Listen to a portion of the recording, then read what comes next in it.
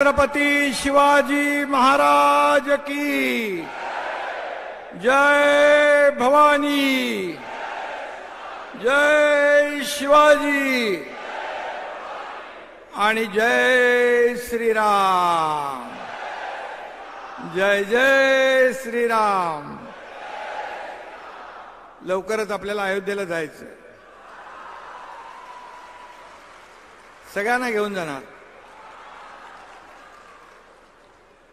आजच्या कालपासून आपलं शिवसेनेचं राष्ट्रीय महाअधिवेशन या ठिकाणी सुरू आहे आणि या महाअधिवेशनाला आपले सर्व शिवसेनेचे नेते, उपनेते, मंत्री, महिला आघाडी, युवा सेना सर्व पदाधिकारी उपस्थित होते। काल आणि आज अनेक वक्त्यांनी अनेक विषयांवर साधक बाधक चर्चा केली आणि अनेक विषयांना या ठिकाणी चालना देण्याचं काम केलं, जे या राज्यासाठी आवश्यक होते। आणि म्हणून हे अधिवेशन अतिशय शिस्तीने, अतिशय मुद्देसूदपणे या महाराष्ट्रातल्या जनतेला काय हवंय, त्यांच्या गरजा काय, त्यांची निकड काय, या सगळ्या बाबींवर आपण या महाअधिवेशनामध्ये वक्त्यांना विषय दिले होते आणि त्याबद्दल मी सर्वांना मनापासून धन्यवाद देतो। महाअधिवेशन हे यशस्वी करण्यासाठी ज्यांनी ज्यांनी मेहनत घेतली, कष्ट घेतले, त्या सगळ्यांचं मनापासून अभिनंदन।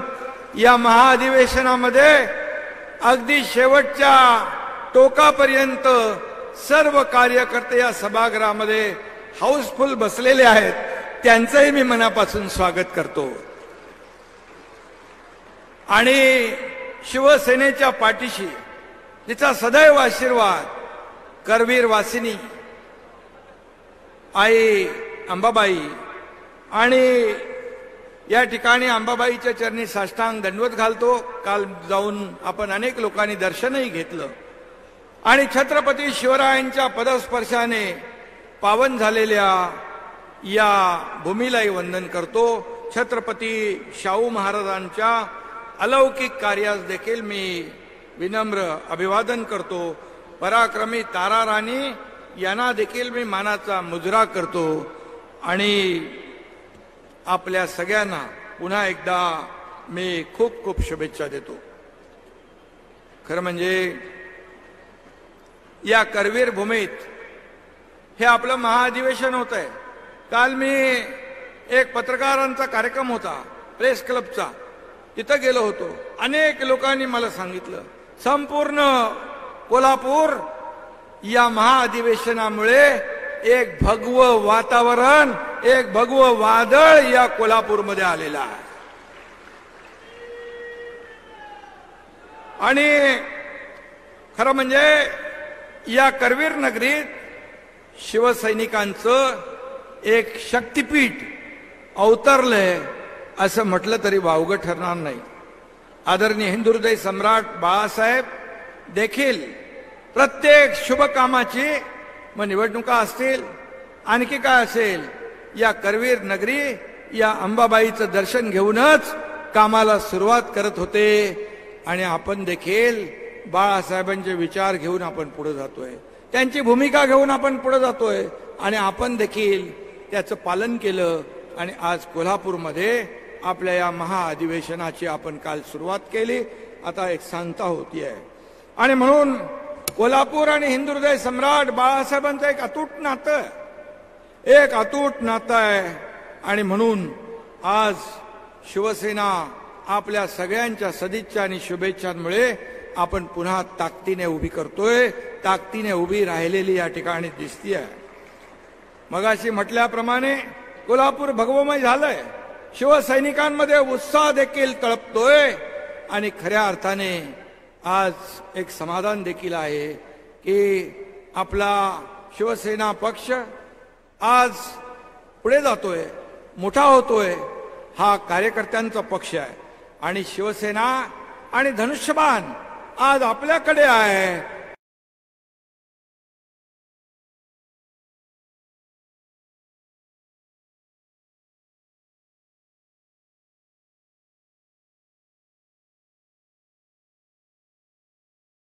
तुमच्याकडे आहे ही फार मोठी जमेची बाजू आहे आणि म्हणून आपण पुढे घेऊन जातोय. म्हणूनच ह्या सगळ्या गोष्टी शक्य होत आहेत. परंतु हे जरी असलं तरी सुद्धा महाराष्ट्रातल्या जनतेचा आशीर्वाद, त्यांची पुण्याई, त्यांच्या शुभेच्छा देखील आपल्या पाठीशी असणं आवश्यक आहे. आणि आज या कोल्हापूरमध्ये आपल्या एवढ्या गर्दीमुळे शिवसेना कुणाची आहे हे सांगण्याची आवश्यकता राहिलेली नाही. आणि म्हणून मी अधिवेशनामध्ये देखील अनेक आपण अभिनंदनाचे ठराव घेतले, शेतकऱ्यांचे ठराव घेतले, कष्टकऱ्यांचे ठराव घेतले. या राज्यातल्या प्रत्येक घटकाला न्याय मिळाला पाहिजे अशा प्रकारचे आपण ठराव घेतले. अभिनंदनाचे देखील ठराव आपण या ठिकाणी केले. या देशाचे आदरणीय प्रधानमंत्री नरेंद्र मोदीजी यांचं देखील आपण अभिनंदन केलं. करोडो राम भक्तांचं हिंदू हृदय सम्राट बाळासाहेबांचं स्वप्न साकार करण्याचं काम आदरणीय प्रधानमंत्री महोदयांनी केलं. राम मंदिराचं आणि 370 कलम याचं त्यांचा देखील आपण अभिनंदनाचा ठराव मांडला. त्यांचा देखील आपण अभिनंदनाचा ठराव मांडला. आणि त्याचबरोबर केंद्रीय गृहमंत्री आणि सहकार मंत्री यांनी देखील सहकार क्षेत्रामध्ये आमूलाग्र बदल घडवला. आणि तुम्हाला सांगायला मला या ठिकाणी आनंद वाटतो की जेव्हा आपला सहकार क्षेत्र, आपले ऊस पिकवणारे शेतकरी, साखर कारखाने अडचणीत आले त्यावेळेस सहकार मंत्री अमित शाह साहेबांनी 10,000 कोटीचं इन्कम टॅक्स माफ केलं. आणि सहकार क्षेत्रामध्ये सर्वसामान्य माणसाला न्याय मिळाला पाहिजे ही भावना मनामध्ये ठेवून अनेक बदल, अनेक निर्णय घेतले. त्यांचा देखील आपण अभिनंदनाचा ठराव केला. कारण त्यांनी 370 कलम मोदी साहेबांच्या मार्गदर्शनाखाली हटवलं. ती देखील बाळासाहेबांची इच्छा होती. आताच संसद रत्न डॉक्टर आपले श्रीकांत शिंदे आणि आपले आप्पासाहेब बारणे या दोघांना संसद रत्न मिळालं. त्यांचंही आपण अभिनंदन केलं. म्हणजे आपल्या पक्षामध्ये, शिवसेनेमध्ये अशी रत्न आहेत की त्यांना संसदेचे पुरस्कारही मिळतात, विधानसभेतले पुरस्कारही मिळतात. आणि म्हणून माझी आपल्याला सगळ्यांना सूचना आहे की जे असे पुरस्कार मिळतात याचं अनुकरण आपण लोकप्रतिनिधींनी केलं पाहिजे. आणि खऱ्या अर्थाने आपण लोकांची आपली नाळ जुळली आहे, लोकांची आपली बांधिलकी आहे, ती जपण्याचं काम केलं, मुद्दे मांडले तर नक्कीच अशा प्रकारचे पुरस्कार आपल्या प्रत्येकाला मिळाल्याशिवाय राहणार नाहीत. अशा प्रकारचं काम मला अपेक्षित आहे.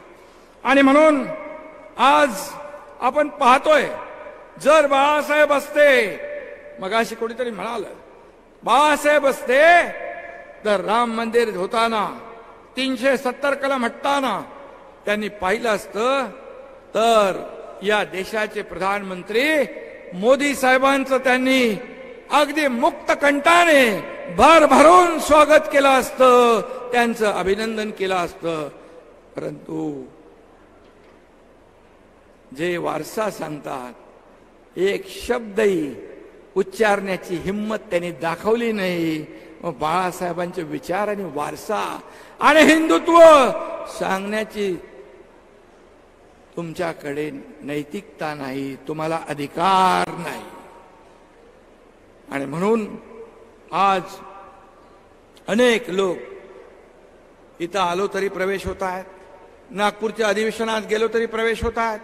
50 आमदार, 13 खासदार, नंतर इथं नीलमताई आहे, उपसभापती नीलमताई, आमच्या कायंदेताई, आणखी ते आमदार तो बजोरिया, दराडे आणि आणखी कितीतरी आमदार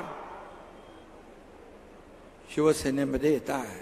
आले हजारो लोकप्रतिनिधी, नगरसेवक, जिल्हा परिषद, सगळे सदस्य आणि हजारो लाखो शिवसैनिक आज प्रत्येक जिल्ह्यातले शिवसेनेमध्ये काय येत आहे.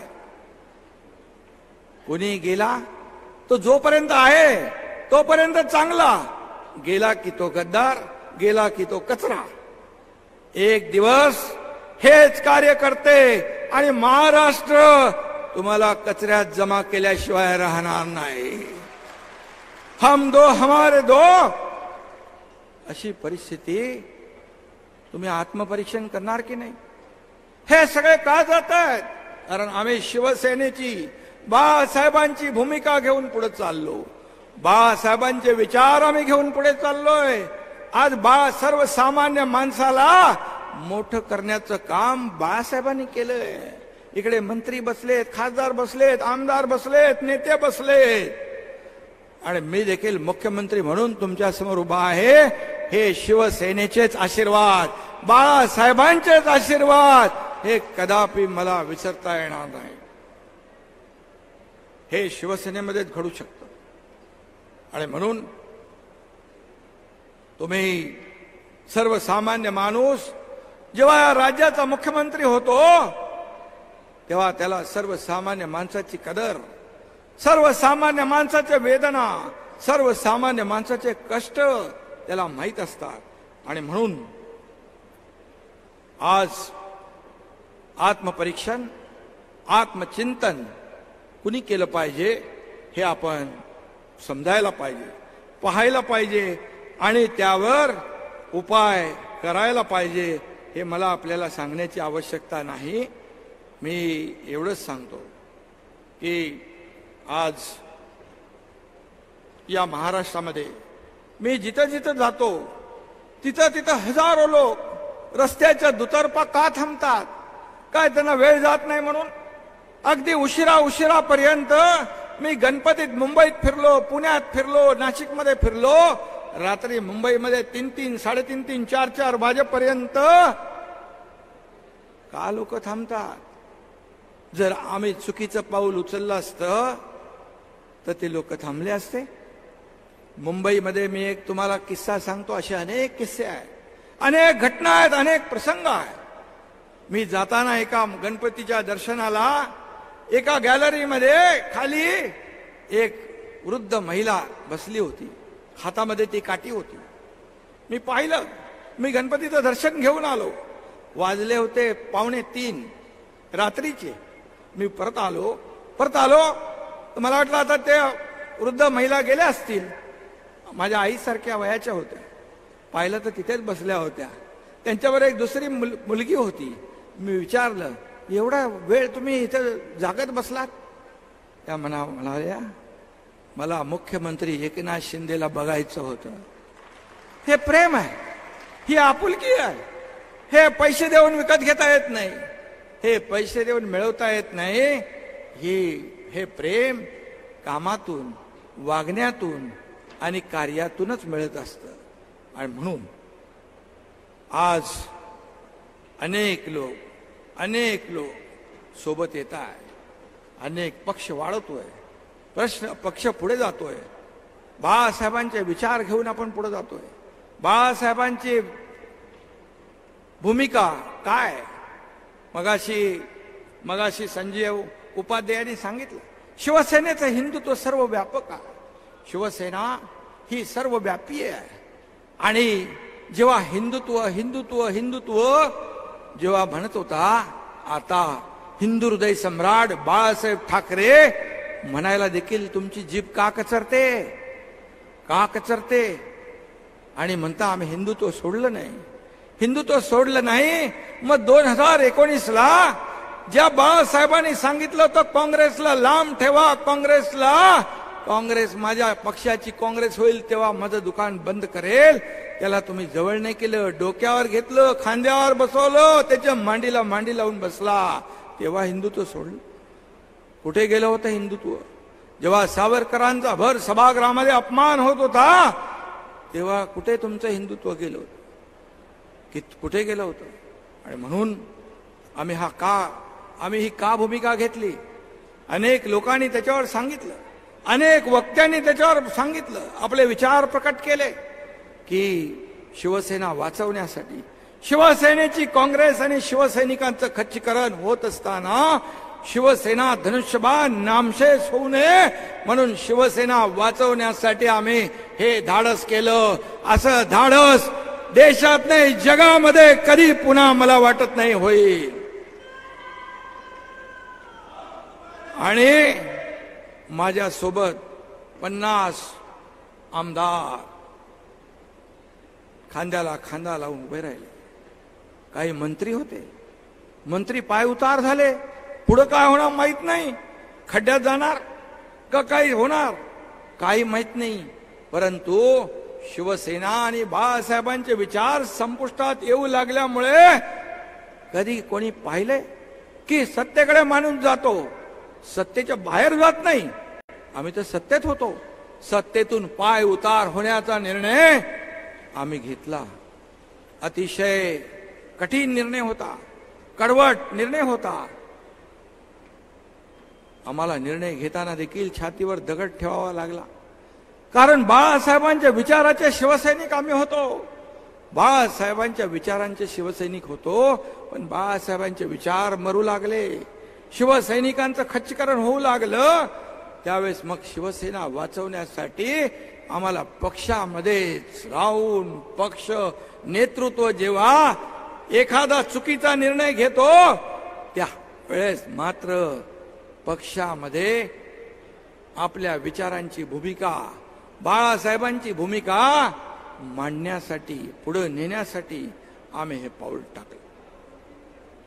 आणि जर आमचं पाऊल चुकलं असतं तर झालेल्या ग्रामपंचायतीच्या निवडणुकीमध्ये महायुतीला नंबर 1चं स्थान मिळालं नसतं. लोकांनी आम्हाला ठुकरवलं असतं, लोकांनी आम्हाला नाकारलं असतं.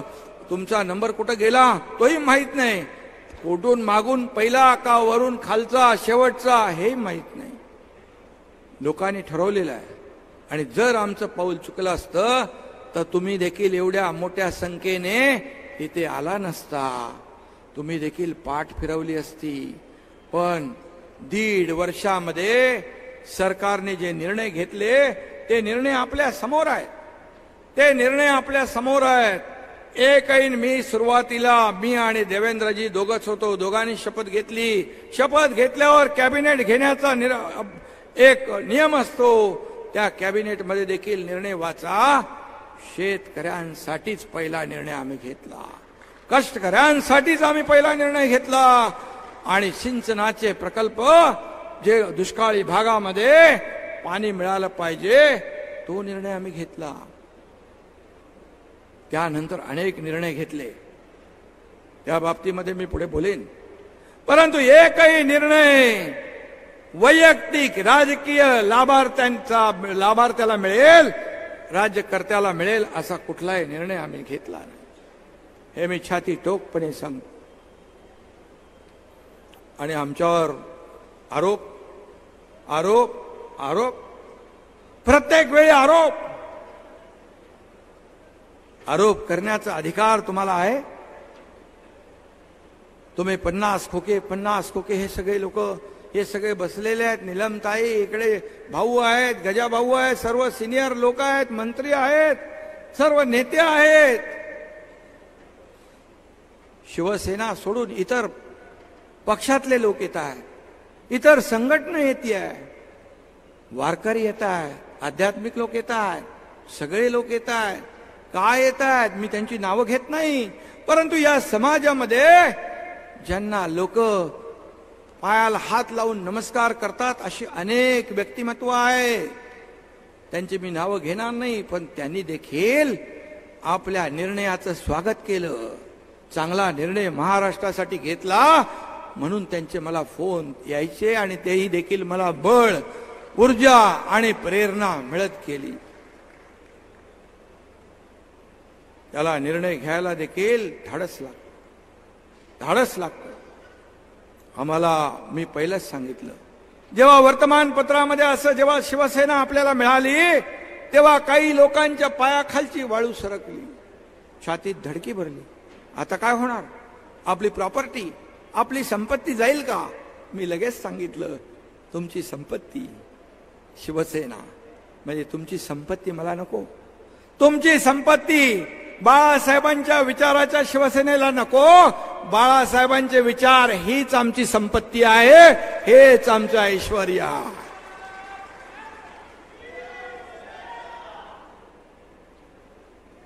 तुम्ही काय केलं?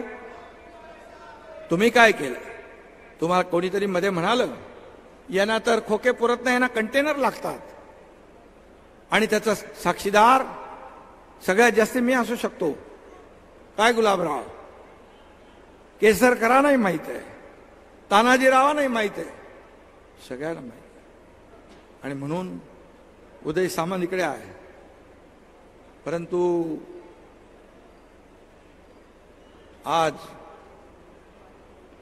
एकदा जेव्हा शिवसेना मिळाल्यानंतर, धनुष्यबाण मिळाल्यानंतर एक पत्र आलं समोरून की शिवसेनाच्या खात्यातले 50 कोटी रुपये आम्हाला पाहिजेत, ते आम्हाला द्यावे. मला आशिष कुलकर्णी आणि सचिनने सांगितलं, किरणने सांगितलं. मी एका क्षणाचाही विलंब लावला नाही. मी म्हणालो यांना बाळासाहेब नकोत, बाळासाहेबांचे विचार नकोत, यांना फक्त पैसे पाहिजे. 50 कोटी तातडीने देऊन टाका. 50 कोटी रुपये तातडीने दिले. 50 खोक्यांचा आरोप करणारे तुम्ही 50 खोके मागताना जरा जनाची नाही तर मनाची तरी काय ते वाटली पाहिजे होती.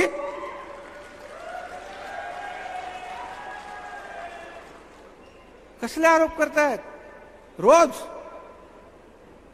अरे तुमच्यावरचे आलेली संकट या एकनाथ शिंदेने छातीवर घेतली आहेत. खूप माझ्याकडे आहे बऱ्याचशा गोष्टी. काही बोलायची वेळ येईल तेव्हा मी नक्की बोलेन. आज काय झालंय? मातोश्री बाळासाहेब असताना मातोश्री हे पवित्र मंदिर होतं, त्याचं आता काय झालंय? उदास हवेली झालेली आहे. काय आहे तिथे? बाळासाहेबांचं वास्तव्य तोपर्यंत ते पवित्र मंदिर होतं. आज तुम्ही कशा पद्धतीने वागताय? कशा पद्धतीने वागताय? जिथून वाघाची डरकाळी फुटायची तिथून आता रडगाण्याचा आवाज येतो, शिव्या शाप देण्याचा आवाज येतो, दुसरं काही नाही. हे बाळासाहेबांनी कधी केलं नाही. आणि म्हणून बाप चोरला, वडील चोरले, सारखा रोज रोज रोज. अरे बाळासाहेब पुण्या एकट्या दोकट्याची मक्तेदारी नव्हती. बाळासाहेब तमाम शिवसैनिकांसाठी दैवत होतं. त्या दैवताचं पुण्यत्व तुम्ही विकून टाकलं. तुम्ही विकून टाकलं.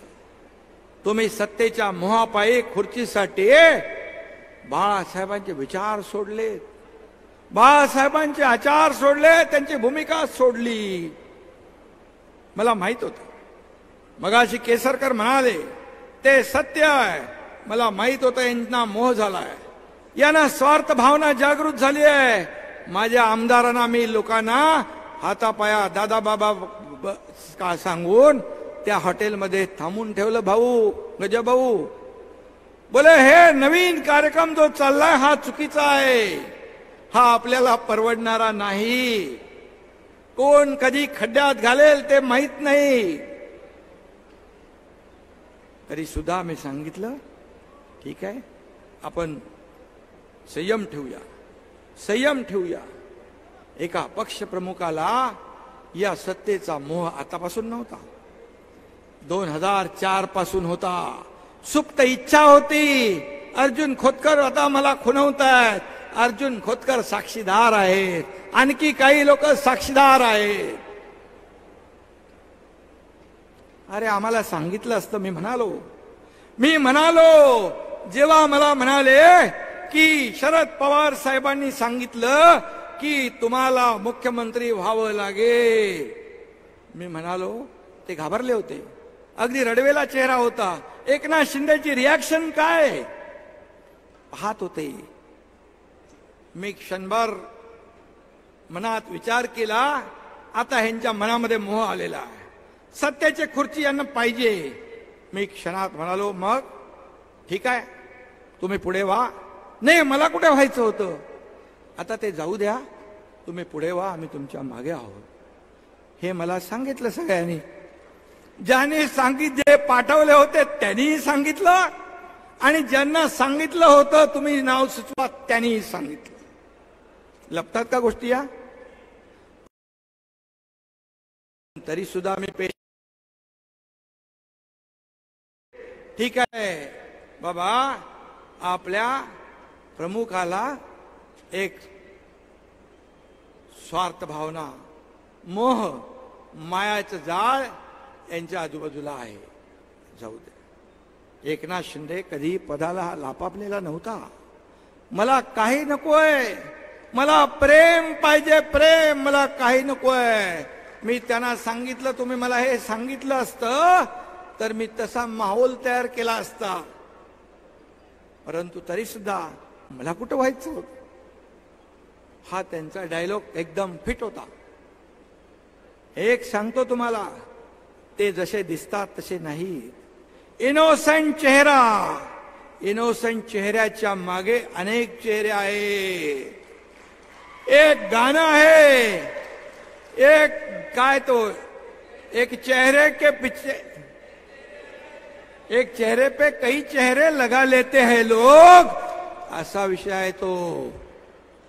केसरकरांना पण मी सांगितलं होतं एकदा, तुम्ही आणि मी एकच आहे, तुमची भूमिका आणि माझी भूमिका एकच आहे, पण तुम्ही पुढे जाताना काळजी घ्या, तोंड घशी पडू शकता.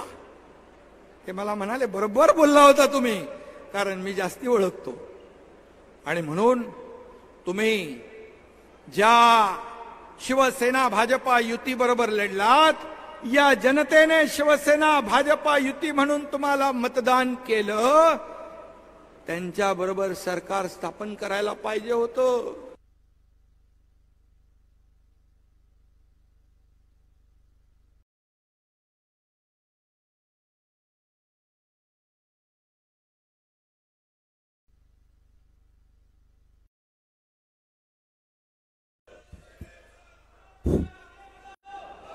लग्न एका बरोबर, अरे माझा असा मध्ये मध्ये आवाज बंद करू नका, तसा तो बंद होऊ शकत नाही. माझ्याबरोबर सगळे शिवसैनिक आहेत.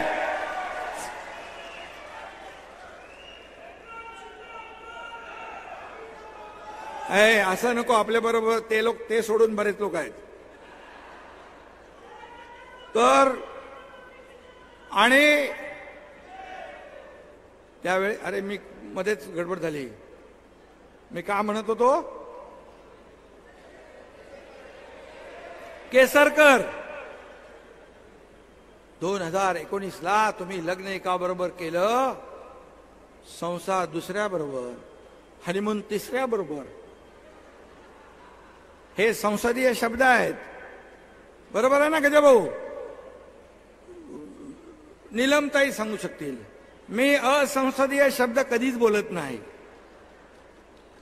आणि तुम्ही फसवलं, जनतेलाही फसवलं, शिवसैनिकांनाही फसवलं, मोदी साहेबांनाही फसवलं, भारतीय जनता पक्षालाही फसवलं. एकीकडे बाळासाहेब, एकीकडे मोदी साहेब फोटो लावून मतं मिळवली, आणि तुम्ही एका सत्तेच्या खुर्चीपायी सगळं घालवलं, सगळं गमावलं. मग बेईमान, विश्वासघात कोणी केला, बेईमानी कोणी केली? तुम्ही तेव्हाही फसवलं, तेव्हाही बेईमानी केली एकदा, आणि दुसऱ्यांदा जेव्हा जेव्हा तुमच्या परिवाराच्या मागे काहीतरी तुम्ही केलेले कृत्य बाहेर यायला लागलं, तेव्हा तुम्ही दिल्लीला गेले, अजित पवार आणि अशोक चव्हाण यांच्या बरोबर बाहेर काही विषयावर बोलले, नंतर आतमध्ये गेलात, मोदी साहेबांबरोबर बसलात, बाहेर येऊन तुम्हाला घाम आला, तुम्ही 2 ग्लास पाणी पिलं. हे मला आपल्या अजितदादा आणि अशोक चव्हाण यांनी सांगितलं. मी खोटं कधी बोलत नाही, खोटं कधी बोलत नाही. आणि तुम्ही त्यांना कमिटमेंट करून आलात की आता आपण एकत्र येऊया आणि आपली युती करूया. म्हणजे एकदा नाही, तुम्ही 2दा फसवलंय. दोनदा फसवलंय या महाराष्ट्रातल्या जनतेला आणि मोदी साहेबांना देखील. आणि मग तुम्ही आमच्यावर कसे आरोप करू शकता? आम्हाला कसा तुम्ही शिवाय साप देऊ शकता? आम्हाला कसं गद्दार म्हणू शकता? आम्हाला कसं बेईमान तुम्हाला ठरवता येईल? आम्ही ते केलेलं नाही. आम्ही शिवसेना धनुष्यबाण वाचवला. आज तुमची काय परिस्थिती आहे? तुम्ही जेवढं विरोधात बोलाल, जेवढं आमच्यासाठी खड्डा खोदाल, तेवढे तुम्ही खड्ड्यात जाल.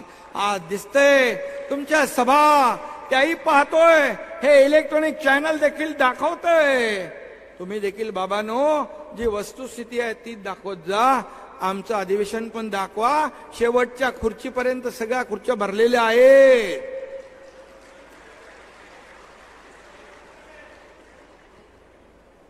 आणि मगाशी कोणीतरी आपले संजीव उपाध्याय म्हणाले, चेहरा आपण आरशाच्या समोर पाहायचं असतं.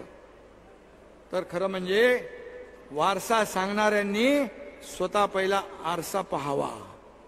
आरसा पाहावा आणि स्वतःची कर्तृत्व जी आहेत ती आरशात पाहावी. किती मुखवटे घालून फिरणार तुम्ही? हे काय लपत नाही, हे छपत नाही. या सगळ्या गोष्टी बाहेर येत असतात. आणि म्हणून बाळासाहेबांचा वारसा सांगायला तोंडात नाही, या मनगटात जोर असावा लागतो, मनगटात ताकद असावी लागते. आणि म्हणून ज्यांनी शिवसेना वाढवण्यासाठी अतोनात मेहनत केली, रक्ताचं पाणी केलंय, तर नेते बसलेले आहेत, कार्यकर्ते बसलेले आहेत. शिवसेना मोठी करण्या, शिशिर शिंदे बघा तिकडे आहे, त्यांनी तर पाकिस्तानची मॅच होऊ नये म्हणून ते कुठलं स्टेडियम, वानखेडे स्टेडियम खोदून टाकलं, जेलमध्ये पण गेले. असे किती आहेत लोक जेलमध्ये गेले, जेल भोगली, काही लोकांची हत्या झाल्या. बाळासाहेबांसोबत काम केलेले नेते इकडे आहेत. शिवसेना अशीच मोठी झाली नाही. रक्ताचं पाणी, तुळशी पत्र घरावर ठेवले लोकांनी, तेव्हा शिवसेना मोठी झाली. तुम्ही तर आले आयत्या पिठावर, काय म्हणतो आपण, त्याही नीट मारता आल्या नाही.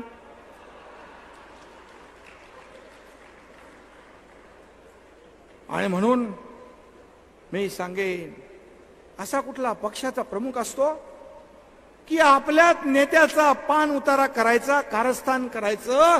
जे मनोहर जोशी मुख्यमंत्री असताना त्यांना भर सभेतून व्यासपीठावरून खाली उतरायला लावलं. कुणाचं कारस्थान? कुणाचं कारस्थान?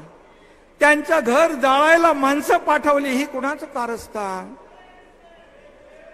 ज्याला सांगितलं तो आपल्या बरोबर आहे, ते म्हणतो मला असं हे सांगितलं. मी रामदासबाईंना सांगितलं, षण्मुखानंद मध्ये येऊ नका, तुमचा मनोहर पंत करायचा प्रयत्न इकडे चालू आहे. त्यांचा देखील अशाच प्रकारचा अपमान करण्याचा कारस्थान त्यांनी केलं. गजाभाऊ इकडे बसलेले आहेत, त्यांना किती वेळा परत पाठवलं तेही त्यांना माहिती आहे. याच लोकांनी शिवसेना मोठी केली. हेच लोक बाळासाहेबांच्या खांदा लावून काम करत होते. आज नारायण राणे साहेब असतील, राज ठाकरे साहेब असतील, काय मागितलं होतं त्यांनी? काय त्यांचं तुम्हाला त्रास होता? का त्यांना घालवलं? बाळासाहेबांच्या मनात नव्हतं. पण जे दरबारी राजकारण करणारे, कानामध्ये भुंगा करणारे या लोकांनी सांगितलं. त्यामुळे एक इन्सिक्युरिटी, आपल्या नेतृत्वावर स्वतःला कॉन्फिडन्स पाहिजे. जर आपला कार्यकर्ता मोठा असेल, होत असेल, तर नेत्याला अभिमान पाहिजे. का घालवले यांना तुम्ही? का घालवले? जे एखादा चांगला भाषण करायला लागला तर त्याचं भाषण कट करायला लागले. इथं गुलाबराव पाटील बसले, त्यांना त्यांचा चांगला अनुभव आहे. रामदास भाई,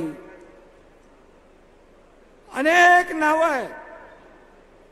आपला माणूस जर चांगलं वक्तृत्व आहे, चांगलं नेतृत्व सिद्ध करू शकतो, तर पक्ष नेतृत्वाने त्याच्या पाठीशी खंबीरपणे उभं राहायला पाहिजे. खंबीरपणे उभं राहायला पाहिजे, तरच तो पक्ष मोठा होतो. असा पक्ष मोठा होत नाही. 2-4 टकल्यांना सोबत घेऊन पक्ष मोठा नाही होत. मी स्वतः बोललोय, मी जाहीरपणे सांगतो, मी स्वतः बोललोय. जेव्हा मला सांगितलं मी कुठला तरी काय निवडणूक जिंकली का काहीतरी केलं होतं, तसे अनेक कार्यक्रम मी करत असतो, केले होते. मला म्हणाले असे 3-4 एकनाथ शिंदे पाहिजे. मी म्हणालो असं नाही, तुम्हाला असे एकनाथ शिंदे नाही, ताकदीचे कार्यकर्ते या महाराष्ट्रात वेगळ्या वेगळ्या ठिकाणी तयार करायला पाहिजे. त्यांना बळ दिलं पाहिजे, त्यांच्या पाठीशी उभं राहिलं पाहिजे, तर शिवसेना मोठी होईल. तुम्ही आलेख बघा, आलेख बघा. आपले जेवढे नेते शिवसेना सोडून गेले, हे शिवसेना सोडून फक्त आणि फक्त कुणामुळे गेले, गजाभाऊला माहित आहे. हे सगळे जर आपल्यामध्ये असते तर आपल्याला शिवसेनेची सत्ता अनेक वेळा या महाराष्ट्रामध्ये आली असती. परंतु ते तुम्हाला नको होतं, ते तुम्हाला नको होतं. आणि म्हणून एकेकाचं खच्चीकरण करायचं, घाणेरडं राजकारण करायचं, झुंजवायचे लोकांना एक दुसऱ्याला. असा पक्ष नेता मी माझ्या आयुष्यात कधी पाहिला नाही. मी स्वतः सांगितलं, युती करा. भारतीय जनता पार्टी आणि शिवसेनेची युती होती. आपण युती करा, झालेली चूक आपण सुधारूया. त्यांनी केली, आपण केली, झालं गेलं विसरून जा. मग सांगा, जर युती केली असती तर एकनाथ शिंदे मुख्यमंत्री झाला असता का? नाही. पण माझी प्रामाणिक भावना होती, या महाराष्ट्रामध्ये जे झालंय ते बदलायला पाहिजे. त्यावेळेस मला सांगितलं, हो आपण विचार करूया, विचार करूया. 5 वेळा मी सांगितलं. केसरकरही प्रयत्न करत होते. केसरकर मला एकदा म्हणाले, तुमचं काय मत आहे? मी बोलो, बिलकुल आपण या मार्गाने जाऊ, आपण प्रयत्न करू. मी 5 वेळा त्यांना सांगितलं. मला शेवटला त्यांनी काय सांगितलं, मला म्हणाले, पुढची जी का 2.5-3 वर्ष जी आहेत ती आपल्याला देतील का? मी म्हणालो, एवढा तर अधिकार माझ्याकडे बोलण्याचा नाही. म्हणजे 5 वर्ष पूर्ण मुख्यमंत्री पद मिळालं पाहिजे. खालची शिवसेना, शिवसैनिक खच्ची झाले, काही झालं, वाट लागली तरी चालेल, खुर्चीत बसायचं. पण जी खुर्चीत बसलेत त्याचे 4ही पाय तर मजबूत पाहिजे. शेख चिल्ली सारखं झाडावर बसूनच फांदी तोडायची आणि नंतर मुंगेरी लालचे स्वप्ने पाहायचे, हे सगळं काम कसलं आहे? असलं घाणेरडं राजकारण मी आयुष्यामध्ये माझ्या पाहिलं नाही. आणि पुत्रप्रेमामुळे धृतराष्ट्राला देखील मागे पाडलं. धृतराष्ट्रात ना का? तुम्ही शंभूराज देसाई कुठं आहेत? शंभूराज देसाई इकडं आहेत. जेव्हा मी गडचिरोलीमध्ये काम करत होतो, गडचिरोलीमध्ये पोलिसांनी, अधिकाऱ्यांनी सांगितलं, आपल्याला मायनिंगचा कारखाना चालू करता येणार नाही, नक्षलवादामध्ये पोलीस आणि जनता मरेल. मी म्हणालो, नक्षलवाद मोठे का सरकार मोठं? तुम्ही जर तयार नसाल तर हा एकनाथ शिंदे गडचिरोली सुरजागडमध्ये जाऊन कारखाना चालू करेल. चालू केला, 10,000 लोकांना काम मिळतंय. आणखी 20,000 कोटीचा इन्व्हेस्टमेंट करतो स्टील इंडस्ट्री, त्याच्यात 15,000 लोकांना रोजगार मिळेल. टाटा कन्सल्टिंग, टाटा टेक्नॉलॉजीने तिथे स्किल डेव्हलपमेंट सेंटर सुरू केलंय. इन्व्हेशन, इनोव्हेशन आणि इन्क्युबेशन सेंटर. 5,000 तरुण दरवर्षी तिथं ट्रेंड होतील आणि प्रत्येकाला नोकरी मिळेल अशा प्रकारचं काम तिथे चालू झालं. अनेक उद्योजक मागे लागलेत, आम्हाला जागा द्या, आम्ही हे मी केलं. आणि जेव्हा नक्षल्यांचा मला धमकी आली, मी तर कधी धमकीला घाबरत पण नाही. माझ्या आयुष्यात खूप धमक्या आल्या. दाऊद आला, छोटा शकील आला, सगळे आले, येऊन गेले. दिघे साहेब असताना देखील खूप झालं. पण धर्मवीर आनंद दिघे साहेब माझ्या पाठीशी होते, त्यामुळे कधी माझ्या केसाला बाल बाका झाला नाही. शंभूराजला IB, इंटेलिजन्स, CID सगळ्यांनी सांगितलं यांना Z+ सिक्युरिटी द्या. त्यांनी मीटिंग घेतली. स्वतः खुद्द मुख्यमंत्र्यांनी पण बैठक घेतली, परंतु कारवाई शून्य. नंतर शंभूराजनी मीटिंग घेतली. सकाळी किती वाजता तुम्हाला फोन आला होता? 7:45. 7:45ला तर कधीच उठताना बघितलं नाही. 7:45 वाजता फोन केला, शंभूराज तुम्ही बैठक घेतलेली आहे Z+ सिक्युरिटीची, ती देऊ नका बिलकुल.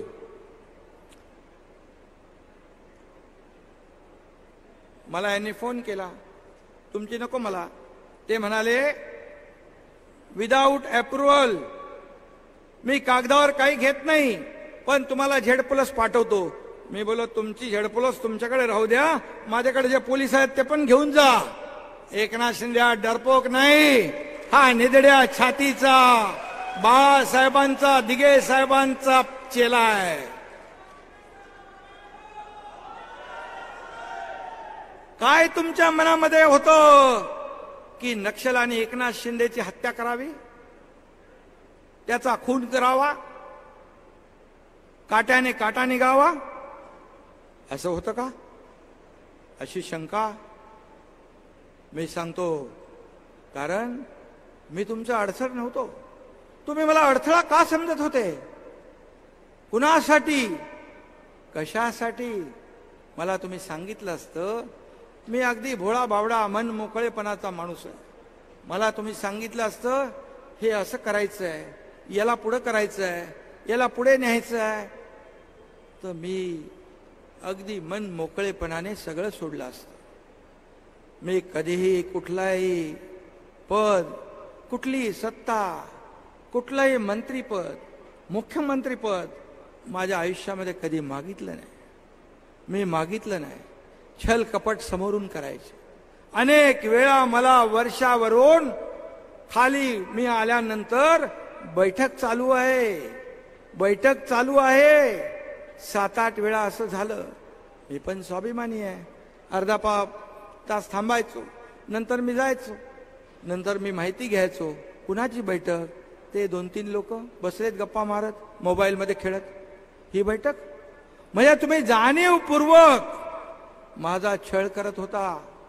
माझ्या डिपार्टमेंटमध्ये हस्तक्षेप होता, आपल्या सगळ्यांना माहित आहे. मग सिडको असेल, MMRD असेल, सगळे असेल. तुम्हाला मी अनेक वेळा बोललो, माझ्या अधिकाऱ्यांना बोलवून घ्यायचे. मी तिकडे गेलो की ते अधिकाऱ्याला खुनवायचे. जा, तो अधिकारी काय करायचा, तिथून निघायचा आणि माझ्या बंगल्यावर नंदनवनला थांबायचं जाऊन. मला क्यों आया?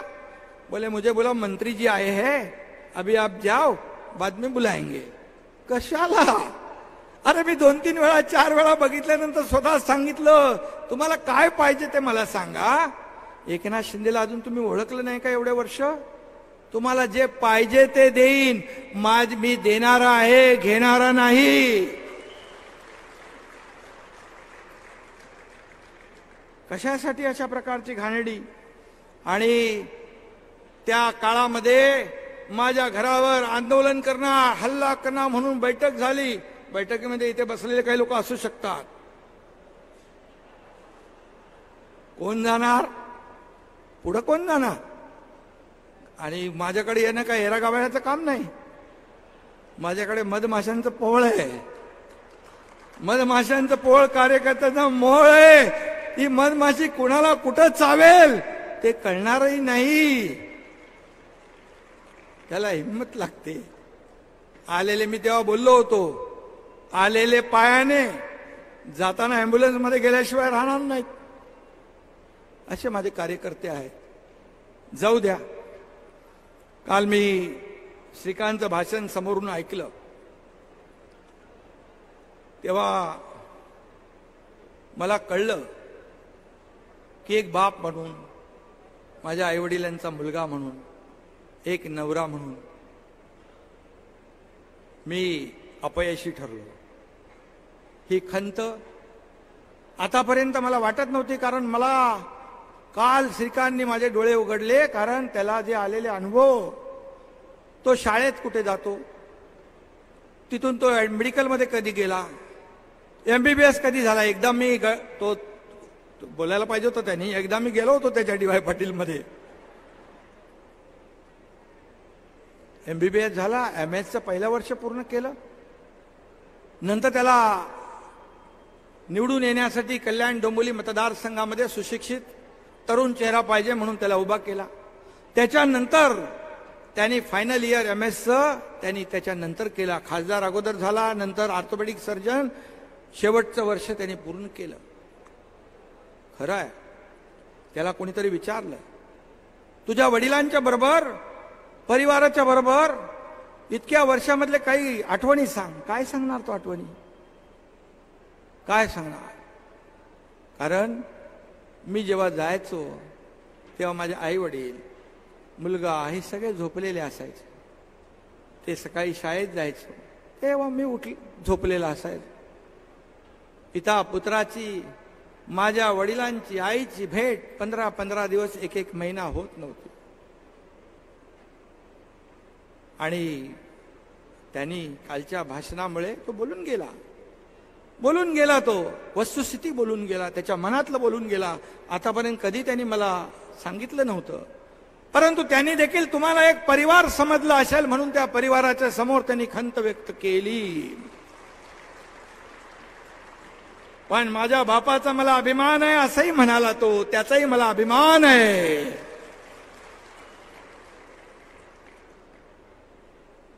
पण आता काय, आता तर वेळ काळच नाही.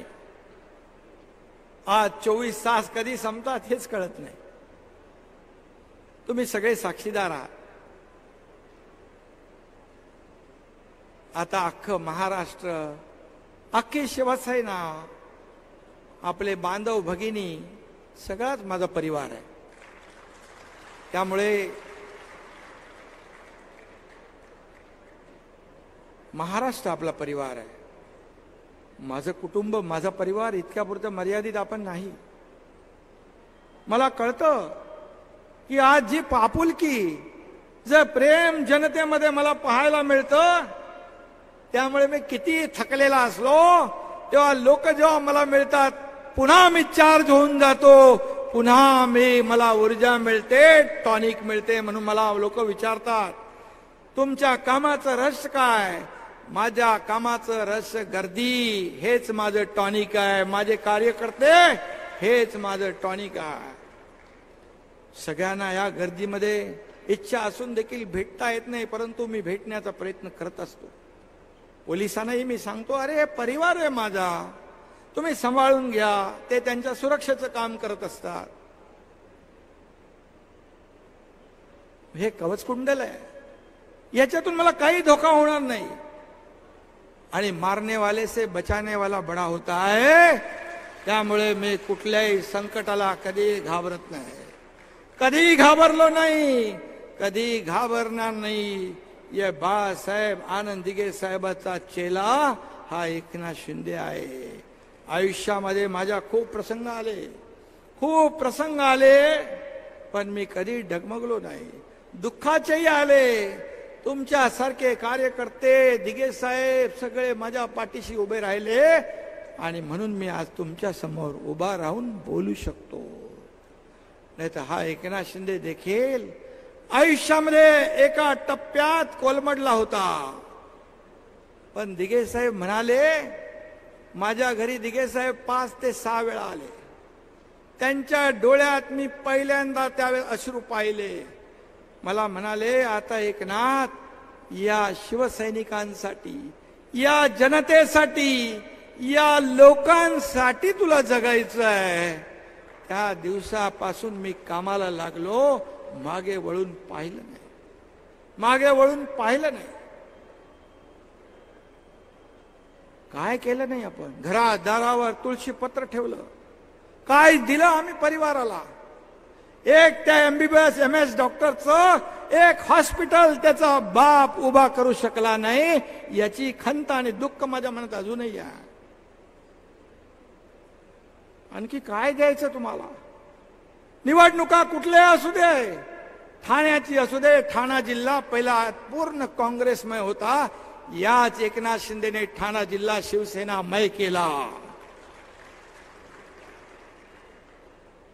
नाशिकची निवडणूक असू दे, नागपूरची, काटोलची असू दे. काटोलला एक लोकसभेची पोट निवडणूक होती, आपणही काही लोक होता. कुठली निवडणूक असू दे, महापौर पदाची असू दे, कसली असू दे, खासदारकी असू दे, पोट निवडणूक असू दे, हा एकनाथ शिंदे आपली सगळी टीम घेऊन जायचा, सगळं करायचं, जे जे लागतं ते सगळं, आणि त्या माणसाला विजयी करायचा. शाल आणि पुष्पगुच्छ घेऊन जायचं आणि त्यांना आम्ही घालायचो. असा कार्यकर्ता तुम्ही का ओळखला नाही? जो स्वतःसाठी कधी जगला नाही आणि स्वतःसाठी कधी मी जगणार नाही. मी दुसऱ्याचं दुःख ते माझं दुःख समजून मी काम करतो.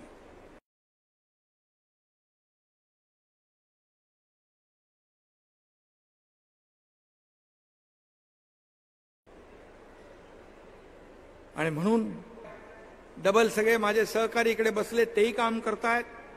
आणि म्हणून त्याच्या भावनाशी मी सहमत आहे, त्याच्या भावनांशी मी सहमत आहे. आणि म्हणून मी एवढंच सांगेन की त्याने हेही म्हटलं की राजा का बेटा राजा नहीं होगा. हे खरं आहे, राजा का बेटा राजा नहीं होगा, जो काम करेगा वो राजा बनेगा. मी उद्या सांगतो तुम्हाला, तुमच्यातला, मी असाच बाळासाहेबांचं भाषण समोर बसून ऐकायचो, तुमच्यातलाच एखादा कार्यकर्ता उद्या काम करून मोठा झाला आणि तो इथे मुख्यमंत्री म्हणून बोलायला लागला तर सगळ्यात जास्त आनंद मला होईल, अभिमान मला वाटेल. ही शिवसेना आहे. या शिवसेनेमध्ये कोणी मोठा नाही, छोटा नाही, कोणी मालक नाही, नोकर नाही. हे नोकर आणि मालक समजत होते. एक मध्य प्रदेशचा प्रमुख, दिल्लीचा प्रमुख, पक्ष प्रमुख, राज्य प्रमुख, ते जेव्हा मला दिल्लीत भेटायला, दिल्लीत आपली बैठक होती सगळ्या राज्य प्रमुखांची, आपण निर्णय घेतल्यानंतर ते सगळे राज्य प्रमुख आपल्या सोबत आले. त्या दोघांना फोन गेले, तुम तो मालिक के साथ रहना मांगता है, नौकर के साथ क्यों जा रहे? म्हणजे आम्ही नोकर. त्यांनी त्याच्या भाषणात पण सांगितलं तिकडे, इथं मालक नोकर कोणी नाही, सर्व समान, सर्व आपण कार्यकर्ते म्हणून काम करायचंय, मोठा छोटा कोणी नाही. तुम्ही तर समजतो तुम्ही सगळे मुख्यमंत्री आहात माझ्यासाठी, तुम्ही एकनाथ शिंदे बनून काम करायचं. आणि मोगलांच्या जमान्यामध्ये मोगलांच्या घोड्याला देखील संताजी धनाजी दिसायचे. गुलाबराव, संताजी धनाजी तुम्हारे इधर आए थे ना, अभी येऊन गेले. कोण आया था? बछड़ा आया था का? ठीक है. लेकिन गुलाबराव, इतके उन्हाळे पावसाळे तुम्ही बघितलेत, जेल भोगलेत, अंगावर पोलिसांच्या लाट्या काट्या खाल्ल्यात. तुमच्यामुळे गर्दी होत होती. त्यांना वाटतं की आम्हाला बघून लोक येतात. तुमच्यामुळे येत होते लोक, तुम्ही नसल्यामुळे बदल तुम्ही बघितला, बदल मी पाहिला.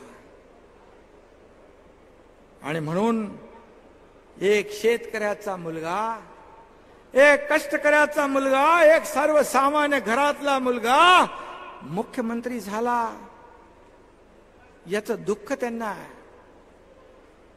याची जेलसी आहे, याचा द्वेष आहे.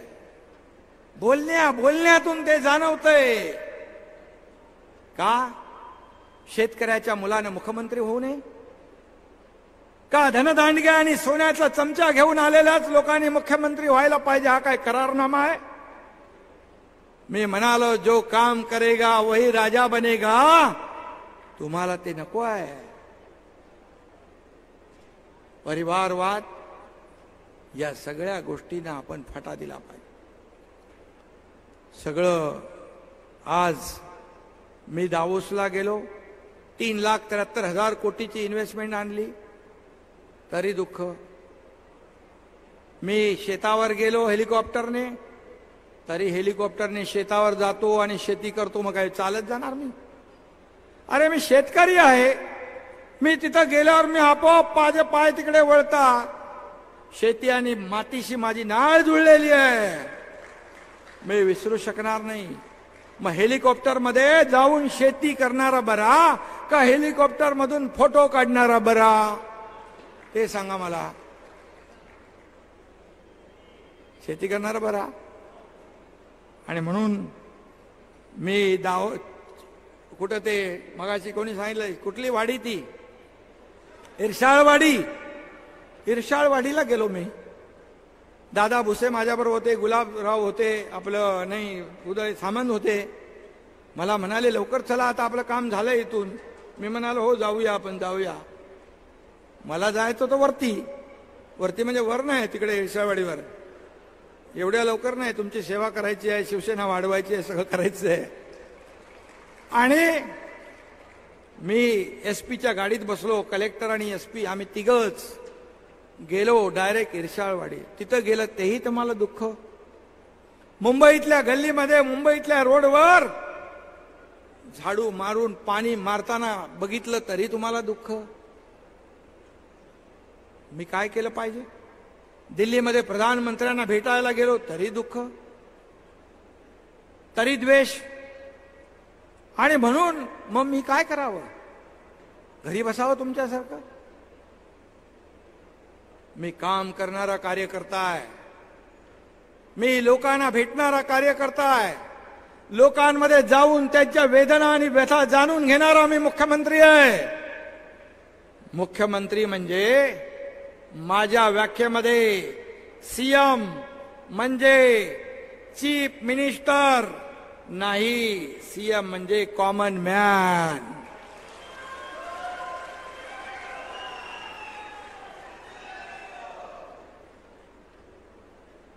दाढीवर आले, भले दाढीला खेचून आणले असते. अरे दाढी काय ती अशी काय एवढी हलकी आहे का? हलकी आहे?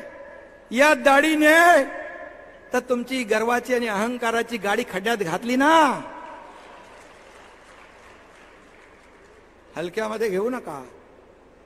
मी आधी बोललोय. आणि म्हणून या दाढीला जनतेची नाळ देखील कळते. म्हणून कुठे कुठे नाड्या कोणाच्या आहेत त्याही मला माहित आहे, जुळलेल्या. मी जास्त बोलत नाही, एक सिंबॉलिक बोलतो. समोरून देखील त्याचा अर्थ काय आहे तो घ्यावा, बोध घ्यावा आणि त्याप्रमाणे मला पुन्हा बोलण्याची संधी देऊ नये, नाही तर सगळंच होईल. कोविडमध्ये बघितलं आपण. कोविडमध्ये पाहिलं फेसबुक लाईव्ह करणारे कोण आणि रस्त्यावर पीपी किट घालणारे कोण, हेही आपण पाहिलं. अरे मला असे मेसेज यायचे कार्यकर्त्यांचे, मी, माझी आई, माझी मुलगी आम्ही ऍडमिट आहोत, काही समजत नाही, आमचा जीव धोक्यात आहे, पुन्हा भेट होईल का माहित नाही, एकदा तरी भेटून जा. मला वाटायचं खरंच कार्यकर्ता आपला बरं वाईट झालं तर आयुष्यामध्ये आपल्या मनामध्ये खंत राहील.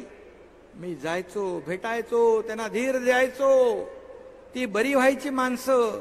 अनेक वेळा एकदा बघितलं, हा एकनाथ शिंदे हॉस्पिटलमध्ये जातोय, मला अनेक मेसेज यायचे, मी त्यांना भेटायचो, एकदा दोनदा तीनदा मला कोविड झाला, पण मी घाबरलो नाही. पण तुम्ही काय केलं? मी रस्त्यावर होतो, तुम्ही कोविड मध्ये खिचडीमध्ये पैसे खाल्ले, डेड बॉडी बॅग मध्ये पैसे खाल्ले, काय कफन. तुम्ही आमच्यावर मग आरोप करता, कफन चोर, खिचडी चोर. काय बोलायचं? कुठे पैसे घ्यायचे? पुराव्यानिशी सगळं आहे. एक एक एक एक एक एक ते बाहेर येईल. जेवढा आरोप तुम्ही कराल त्यावेळेस आपली दोन बोट समोर आहेत, एक बोट आहे तर 3 बोट आपल्याकडे. ते लक्षात ठेवा. तुम्ही फेसबुकवर खेळायचे, हा Eknath Shinde face to face खेळायचा. त्याच्यातच मला फील्डवर काम करणारा हा एकनाथ शिंदे आहे. कार्यालयात बसून माहिती घेऊन निर्णय घेणारा हा एकनाथ शिंदे नाही. त्यामुळे मला कोणीच फसवू शकत नाही. आणि म्हणून 2.5 वर्ष फेसबुक लाईव्ह वर काम करणारा आणि हा एकनाथ शिंदे रस्त्यावर उतरून काम करणारा जनता सुज्ञ आहे. जो काम करणारा आहे त्याच्या मागे जनता उभी राहते. हा एकनाथ शिंदे घर बसल्या उंटावरून शेळी हाकणारा मुख्यमंत्री नाही, हे देखील मी आपल्याला सांगू इच्छितो. आणि म्हणून आपल्याला एकच सांगेन, निवडणुका आल्यात, अनेक लोकांनी त्याच्यावर भाष्य केलेलं आहे. निवडणुकांचा कार्यक्रम लवकर लागेल. या निवडणुका आपल्याला जिंकायच्या आहेत. लोकसभा ही पहिली निवडणूक आपल्या पक्षाची आहे. आणि म्हणून या निवडणुकीमध्ये निवडणूक याद्यावर लक्ष ठेवा. याद्यांमध्ये आपले नावं नसतील तर घालून घ्या, चुकीचे असतील तर काढून टाका. आणि मला प्रत्येक शिवसेना वाढवत असताना शाखांचं जाळं निर्माण करा. गाव तिथे शाखा काढा, गावाच्या वेशीवर शिवसेनेचा फलक लावा, घर तिथे शिवसैनिक करा. आणि या लोकसभेमध्ये, विधानसभेमध्ये, प्रत्येक विधानसभेत 50 ठिकाणी आपल्या शिवसेनेला आघाडी मिळाली पाहिजे, याच्यावर काम करा. म्हणजे आमदार असतील आणि पदाधिकारी आणि कार्यकर्त्यांनी हाच तुमचा रिपोर्ट कार्ड असेल. याच्यावरच पुढचं भवितव्य आपल्या पक्षाचं ठरणार आहे, माझंही आणि तुमचंही. त्यामुळे डोळ्यात तेल घालून काम करा. तिकीट नाही मिळालं, इतर निवडणुका येतील, तिकीट एकच असतं. तिकीट नाही मिळालं म्हणजे सगळं संपलं असं होत नाही. सत्तेमध्ये अनेक सत्तेची पदं असतात, अनेक निवडणुका, जिल्हा परिषद, महापालिका सगळे येतील. आणि त्याचबरोबर काम करत राहा. आपल्या विधानसभेमध्ये जास्तीत जास्त आणि आपल्या लोकसभेत जास्तीत जास्त काळ तुम्ही वेळ द्या. मुंबईमध्ये कमी या. तुमचं काय असेल तर फोनवरून सांगा. आठवड्यातून एखाद दिवस आपण समजू शकतो, परंतु दररोज मुंबईमध्ये येणं बंद करा. शेवटी लोकांशी तुमच्या कनेक्ट पाहिजे. कनेक्ट तुटला की सगळं तुटलं, सगळं सुटलं. आणि म्हणून सगळे पदाधिकारी नेमा, चांगले पदाधिकारी, ताकदीचे पदाधिकारी नेमा, प्रामाणिक पदाधिकारी नेमा, ज्याच्या मागे ताकद आहे. आपल्या मागे पुढे फिरणारा पदाधिकारी बिलकुल नेमू नका. तो जर नेमला तर तुम्ही स्वतःला नाही, पक्षाला नाही, मुख्यमंत्र्याला नाही, तर आपल्या शिवसेनेचं नुकसान करताय, हे लक्षात घ्या. शिवसेनेचं नुकसान म्हणजे या राज्याचं आणि तुमचं, आमचं सगळ्यांचं नुकसान. आज मी काही गोष्टी जे बोलतोय, कार्यकर्त्याला जपा. जो कार्यकर्ता निवडणुकीमध्ये आवडता असतो, निवडणूक झाली की तो नावडता होता कामा नये. कारण हाच कार्यकर्ता तुमचं आमचं काम करतो. विधानसभा आणि लोकसभेला उमेदवार फिरू शकत नाही, सगळ्या मतदारसंघात जाऊ शकत नाही. हा कार्यकर्ताच आपलं मार्केटिंग, ब्रँडिंग करतो. माझा उमेदवार कसा चांगला आहे, त्याला निवडून द्या. आणि त्याला मतदान करा, मी तुमचं काम करेन असं आश्वासन देतो. फक्त एवढंच आहे, त्याची अपेक्षा असते की त्याला जेव्हा अडचण असते, त्याला हॉस्पिटलची मदत, त्याला पोलीस स्टेशनची मदत, त्याला कोर्टाची मदत, त्याला छोट्या छोट्या मदती तो काय राशन भरून मागत नाही. पण त्याच्या अडचणीमध्ये मात्र आपण पदाधिकाऱ्यांनी उभं राहावं, त्याच्या पाठीशी उभं राहावं, हे मात्र त्याचं स्वप्न असतं. तेवढं तुम्ही केलं तर आयुष्यभर तो तुमचं काम, शिवसेनेचं काम बिलकुल प्रामाणिकपणे कसर न करता कराय. आणि म्हणून चाल ढकलपणा, काही लोकांना याद्या आपण पदाधिकारी नेमले, त्याच्या याद्या मागितल्या आहेत, त्यांना वेळ दिलाय. काही लोकांनी ते चांगलं काम केलंय, काही लोकांनी केलं नाही, त्यांनी तात्काळ करावं. चाल ढकल, काम चुकारपणा हा तुमच्या मुळावर येणार आहे. पक्षाचं ते येईलच, परंतु आज मी आपल्याला एकच सांगतो, आपण काय करू शकतो हे तुम्हाला आम्ही करून दाखवले. आणि एवढे निर्णय घेतलेत की तुम्हाला लोकांसमोर जाताना खाली मान घालण्याची गरज नाही. इतक्या योजना आपण केल्या, त्या लोकांपर्यंत पोहोचवण्याचं काम करा. एक लोकांमधला आणि सरकारमधला शिवदूत बनून काम करा. लोक डोक्यावर तुम्हाला घेतील. आणि म्हणून मी आपल्याला एवढंच सांगतो की मी प्रेमळ आहे, खूप मला इच्छा, सगळ्यांना भेटायची इच्छा असते, सगळं आहे. प्रेमालय प्रत्येक माणूस मला भेटला पाहिजे, मी त्याच्याशी बोललो पाहिजे, माझी इच्छा असते.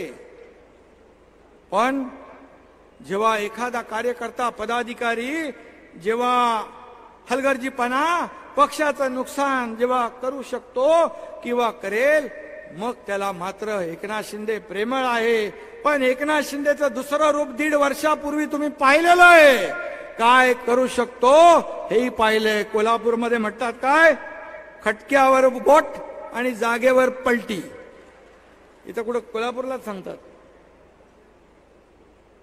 आणि म्हणून आजचं हे संघटनेचं आपलं हे आहे, पक्षाचं हे अधिवेशन आहे. या अधिवेशनामध्ये आपल्याला शिस्त, आपल्या पक्षाची शिस्त आपण पाळलीच पाहिजे. आणि म्हणून उमेदवार कोणी असू द्या, आपल्याला त्याची चिंता करण्याची आवश्यकता नाही. आपल्या समोर उमेदवार नरेंद्र मोदीजी आहेत, हे आपण समजून काम करायचं आहे. कारण देशाला त्यांनी महासत्तेकडे नेण्याचं काम केलंय. आज एक आर्थिक महासत्ता बनवण्याचं काम केलंय. 10व्या नंबरवरून 5व्या क्रमांकावर आणण्याचं काम केलंय. या देशाचा नाव लौकिक जगभर वाढवण्याचं काम केलंय. आणि त्यामुळे आपल्या बाळासाहेबांचे विचार आणि केंद्र सरकार मोदीजींनी 10 वर्षात केलेलं काम आणि राज्य सरकारने 1.5 वर्षात केलेलं काम आपल्याला घराघरामध्ये पोचवायचं, एवढंच आपल्याला करायचं आहे. आणि म्हणून या ठिकाणी घराघरामध्ये आपल्याला हे जर पोचवलं तर मला वाटतं आपल्याला या महाराष्ट्रामध्ये आज 48 पैकी आपला जो 45+ नारा आहे तो आपण अचीव केल्याशिवाय, जिंकल्याशिवाय राहणार नाही. अशा प्रकारचं काम आपल्याला करायचं आहे. आणि म्हणून मी आपल्याला एवढं सांगेन, बाळासाहेबांचे विचार, त्यांची भूमिका याला कदापि तडा जाऊ देणार नाही. माझ्या शरीरामध्ये रक्ताचा शेवटचा थेंब असेपर्यंत या महाराष्ट्रातल्या शिवसैनिक आणि जनतेची सेवा हा एकनाथ शिंदे अविरतपणे करत राहील, अशा प्रकारचा शब्द मी आपल्याला देतो. शेवटी तुम्ही सहकार्य, तुम्ही माझा परिवार आहात.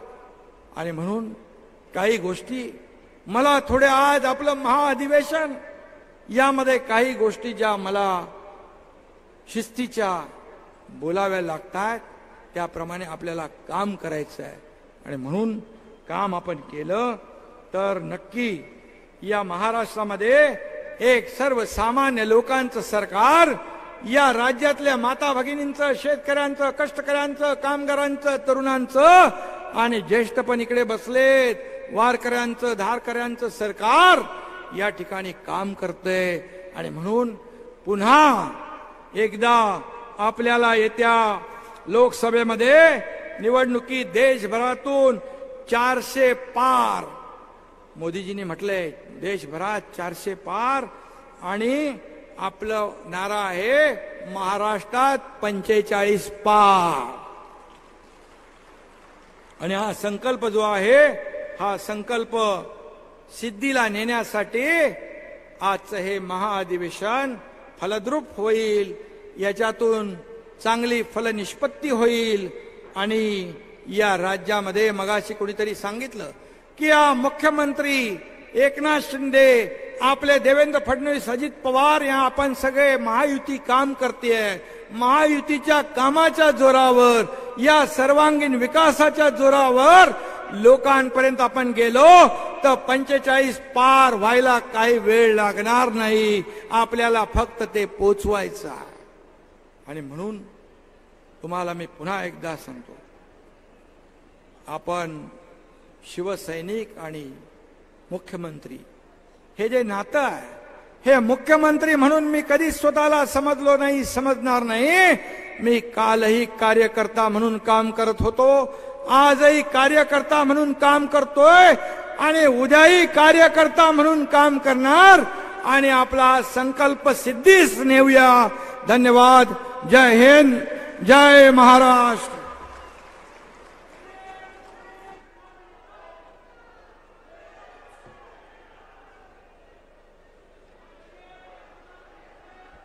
वाघ एकला राजा, बाकी खेळ माकडांचा.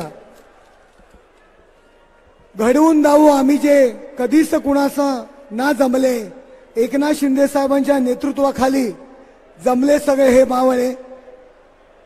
गेले 2 दिवस हे शिबिर यशस्वी होण्याकरता या ज्यांनी ज्यांनी सहकार्य केले त्या सगळ्यांचे मी या ठिकाणी आपल्या शिवसेना पक्ष आणि माननीय मुख्य नेते एकनाथ शिंदे साहेब यांच्या वतीने तुमच्या सगळ्यांचे आभार मानतो. शिवदूत, संध्याकाळी शिवदूत या पुस्तकाचं प्रकाशन या ठिकाणी होत आहे.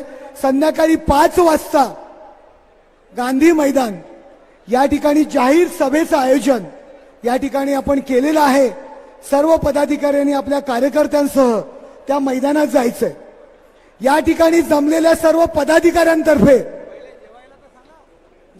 आम्ही शिंदे साहेबांना सर्व पदाधिकाऱ्यांच्या वतीने एक विनंती करतोय. साहेब, आपण रात्रंदिवस कष्ट करता, झोप ही आपल्याला माहित नाही. सकाळी नागपूर तर संध्याकाळी चिपळूण तर रात्री मुंबई हा आपला दिनक्रम आहे. आपण आपल्या प्रकृतीची काळजी घेणं गरजेचं आहे. या शिवसैनिकांसाठी आपण काळजी घेणं गरजेचं आहे. फक्त एकच राहून गेलं, मराठा आरक्षणासंदर्भात आपण 20 तारखेला अधिवेशन घेतोय, त्याचा ठराव आपण केलेला आहे. मराठा समाजाला टिकणार, कायद्याच्या चौकटीत बसणार, कुठल्याही इतर समाजाला, ओबीसीला, इतर समाजाला धक्का न लावता मराठा समाजाला टिकणार, कायद्याच्या चौकटीत बसणार आरक्षण देण्यासाठी 20 तारखेला विशेष अधिवेशन बोलवलंय. छत्रपती शिवाजी महाराजांची शपथ या एकनाथ शिंदेने घेतली, ती पूर्ण करणार.